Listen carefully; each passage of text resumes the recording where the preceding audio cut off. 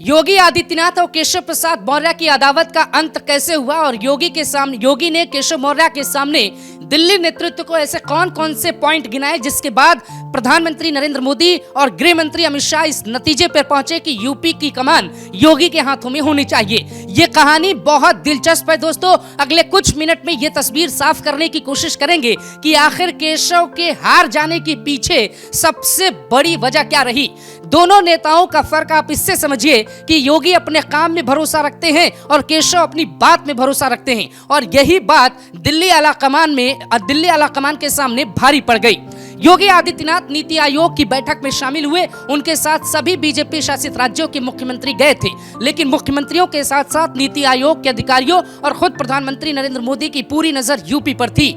UP वो रास्ता है जो दिल्ली की रास्ते को तय करता है, और चुनाव में दिल्ली की कुर्सी भी यूपी तय करता है। यूपी हारने का मतलब है दिल्ली हार जाना, और इसीलिए बीजेपी ने योगी आदित्यनाथ के उन 5 से 7 पॉइंट पे ज्यादा ध्यान दिया जो केशव प्रसाद मौर्य के पास नहीं थे। हम आपको पूरी कहानी सुनाते हैं। नीति आयोग की बैठक में जो प्रेजेंटेशन योगी आदित्यनाथ ने दिया वो बहुत बेहतर लगा, और उसी आकलन के आधार पे केशव प्रसाद मौर्य और ब्रजेश पाठक के साथ बीजेपी के अध्यक्ष भूपेंद्र चौधरी को कड़ी फटकार लगी है, और साथ में ये नसीहत भी दी गई है कि आने वाले वक्त में आप कैसे काम करें और ऐसा कुछ ना करें कि अखिलेश यादव या किसी भी विरोधी पार्टी को मौका मिले। योगी आदित्यनाथ ने सबसे बड़ी बात यह कही कि यूपी देश के 100% जीडीपी में 9.2% जीडीपी का हिस्सा यूपी अकेले रखता है, और यह बहुत बड़ी बात है। आपने सुना होगा कि प्रधानमंत्री नरेंद्र मोदी का ड्रीम प्रोजेक्ट है देश की इकोनॉमी को 5 ट्रिलियन करने का। 5 ट्रिलियन इकोनॉमी में से 1 ट्रिलियन की इकोनॉमी योगी आदित्यनाथ यूपी से देना चाहते हैं, जिस बात पे तालियां बजी और तालियों के साथ साथ योगी की तारीफ की गई।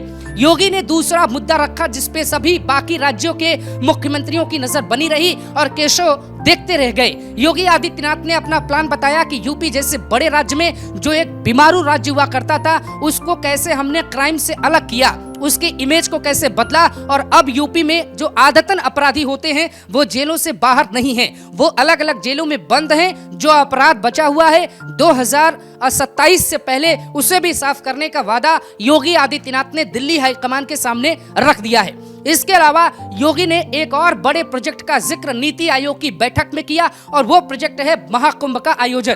दोस्तों, साल 2024 के आखिरी और शुरुआत के महीनों 2025 के महीनों में महाकुंभ का आयोजन यूपी में होना है।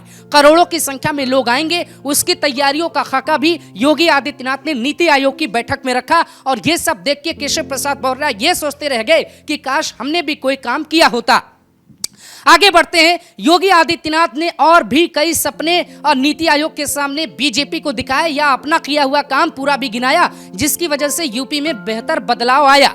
योगी आदित्यनाथ इस बात पे फोकस है कि उनके रहते राज्य में जीरो टॉलरेंस की नीति चलेगी, और जीरो टॉलरेंस के साथ साथ अपराध पर कोई गुंजाइश नहीं देख सकता कोई अपराधी या तो यूपी छोड़ दे या फिर यूपी में सुधर जाए। इन बातों पे योगी का जोर रहा। इसके साथ साथ योगी ने एक पॉइंट और रखा जिसमें गंगा की सफाई के साथ साथ स्वच्छ मिशन अभियान भी देखा गया। योगी के इन बातों के दम पे केशव प्रसाद मौर्य का जो नैतिक एक दम होता है वो घुटने लगा, और बीजेपी आला कमान ने ये तय किया कि भाई एक तरफ योगी आदित्यनाथ है, उनके पास एक पूरी लिस्ट है, देश की जीडीपी का 9.2% हिस्सा यूपी दे रहा है और वो उसको आगे बढ़ाने की कोशिश कर रहे हैं। लेकिन केशव प्रसाद मौर्य या ब्रजेश पाठक बीजेपी की मीटिंग से गायब हैं, तो ये बड़ा सवाल है।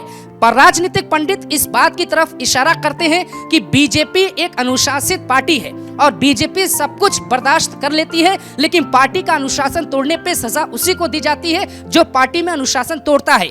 जरूरी नहीं कि केशव प्रसाद मौर्य और ब्रजेश पाठक इकलौते ऐसे डिप्टी सीएम थे जो बीजेपी आलाकमान को फीडबैक दे रहे थे, और फीडबैक देते देते वो पार्टी लाइन से अलग हो गए।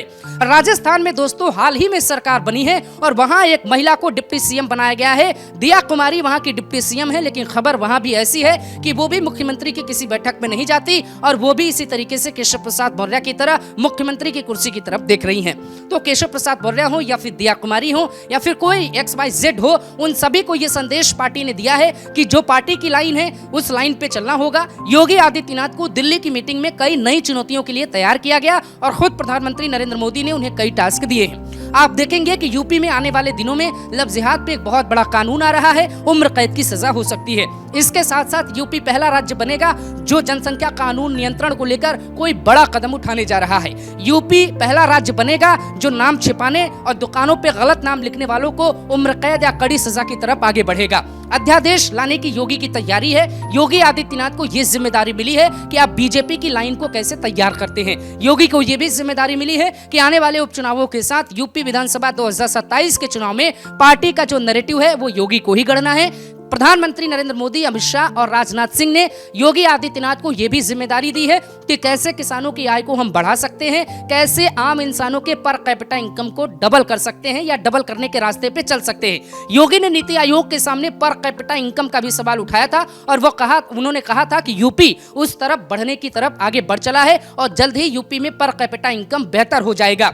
यूपी में जो सबसे बड़ी समस्या है वो है गांवों में कनेक्टिविटी करना और प्रधानमंत्री नरेंद्र मोदी की एक बहुत बड़ी योजना है हर घर जल, और हर घर जल पहुंचाने के लिए हर घर नल पहुंचाना पड़ेगा। हर घर जल हर घर नल करके जो योजना है उसमें प्रधानमंत्री के सामने और नीति आयोग के सामने खास तौर से योगी आदित्यनाथ ने प्रेजेंटेशन दिया कि हमने कितना काम किया है, कितना काम बाकी है, और उन्होंने आश्वासन दिया कि चुनाव से पहले हम हर घर पे नल पहुंचा देंगे और सबको घर पे स्वच्छ पानी मिल जाएगा।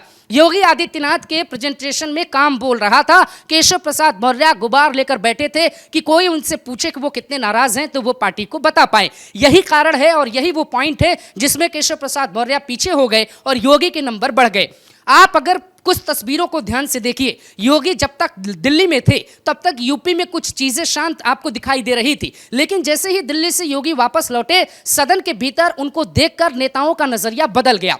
केशव प्रसाद मौर्य पहली बार चुनावी नतीजों के बाद पहली बार केशव प्रसाद मौर्य सार्वजनिक मंच पे योगी आदित्यनाथ के साथ नजर आए, लेकिन उसकी तस्वीर आपके सामने है। उनका उतरा हुआ चेहरा आप साफ तौर पे देख सकते हैं। कहानी सब कुछ बयां होती आपको दिखाई देगी। योगी आदित्यनाथ के सामने ओम प्रकाश राजभर भी एक बागी होने की कोशिश कर रहे थे या प्रतिरोध करने की कोशिश कर रहे थे। सदन के भीतर ओम प्रकाश राजभर को भी योगी के सामने हाथ जोड़कर देखा गया। वो हाथ जोड़ रहे थे योगी आदित्यनाथ से, मिलने का वक्त मांग रहे थे योगी आदित्यनाथ से। ऐसे बाकी नेताओं की भी यही कहानी है। जिस वक्त सदन के भीतर दिल्ली से लौटने के बाद योगी आदित्यनाथ को लेकर वहां पे विधायकों में इस बात की दिलचस्पी थी कि वो बाबा के पास जाएं, उनके पैर छू लें, उनसे हाथ मिला लें, उनसे नमस्कार कर लें, उनसे दो बात कर लें। उसी बीच सदन के भीतर केशव प्रसाद मौर्य दिखाई नहीं दिए और ब्रजेश पाठक इधर उधर घूमते हुए दिखाई दिए। अब आप इस तस्वीर को ध्यान से देखिए।